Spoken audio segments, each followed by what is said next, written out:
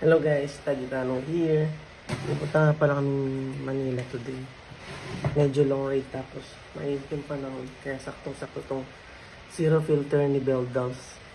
Alam nyo ba guys, sa sobrang nipis nito hanggang sa mukha, kahit gaano pa karami yung ilagay mo, hindi mo ramdam na meron kang nilagay sa mukha mo. Pero still protected ka pa rin sa sunlight at UV rays. Ito yung palagi kong ginagamit ngayon.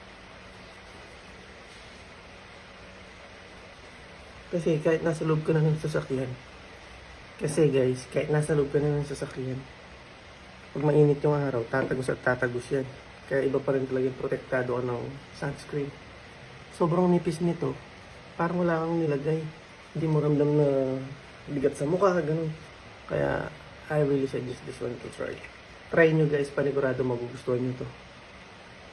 Zero filter ni Beldals. Hindi lang pala sa mukha ko nilalagay ito. Nilalagay ko rin sa mga kamay ko. Kasi syempre hawak mo yung manibela. Kaya naiinit. Yun lang guys. Thank ko lang si Mami Missy. Tsaka si Jace. Tapos alis na kami. Ito yung sinasabi ko sa inyo guys.